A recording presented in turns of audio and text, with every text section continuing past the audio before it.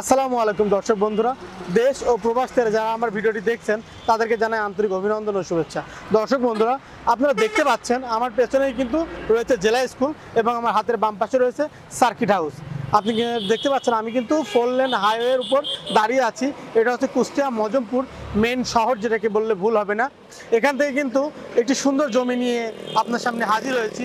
এই জমিটি কিন্তু আমার সামনে যে গলিটা, এই গলির ভেতরেই কিন্তু ওই জমিটির অবস্থান এবং আমার পেছনে কিন্তু রয়েছে জেলা স্কুল। আর জেলা স্কুল ঠিক অপোজিটে যে রাস্তাটি, এই রাস্তা দিয়ে মাত্র 2 মিনিট হেঁটে গেলেই আপনি জায়গাটিতে পৌঁছে যেতে পারবেন। তো চলুন দর্শক বন্ধুরা, আমরা জায়গাটিতে যাই। দর্শক বন্ধুরা, আপনারা দেখতে পাচ্ছেন আমি কিন্তু অলরেডি জায়গার উপর চলে এসেছি। এই আশপাশে কিন্তু অনেক সুন্দর সুন্দর বাড়ি আছে। আর আমার পেছনে হয়তো আপনারা দেখতে পাচ্ছেন, ওইটা হচ্ছে মদনপুরের টাওয়ার। আপনারা কিন্তু দেখতে পাচ্ছেন হয়তো ক্যামেরার মাধ্যমে।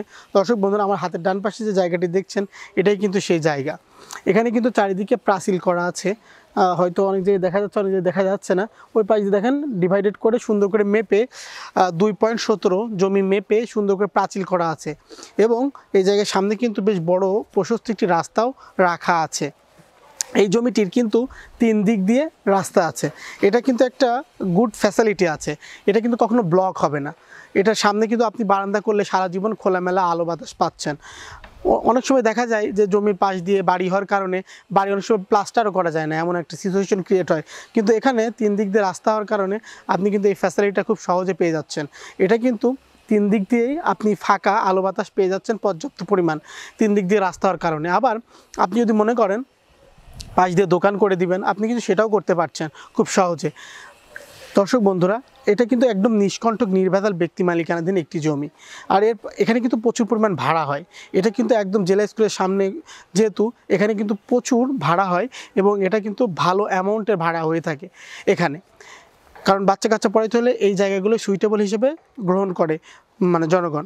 কেননা এটা কিন্তু একদম স্কুলের পাশে একদম মনোরম পরিবেশে, এটা নিরিবিলি, খুবই নিরিবিলি এবং মদনপুর থেকে এটা কিন্তু খুবই নিকটবর্তী জায়গায় এটার অবস্থান। দর্শক বন্ধু, এই নিষ্কণ্টক নির্ভেজাল 2.17 কাঠা এই জমিটি আপনারা পার কাঠা 16 লক্ষ টাকায় কিনতে পারবেন।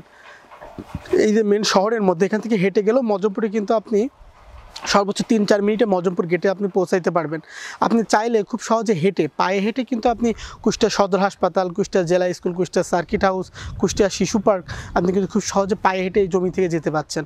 তো এই জমিটা কিন্তু কম দামে ফ্যাসিলিটি অনেক ভালো ভালো ফ্যাসিলিটি কিন্তু আপনি এই জমিতে পেয়ে যাচ্ছেন এই জমিটি যদি ক্রয় করেন।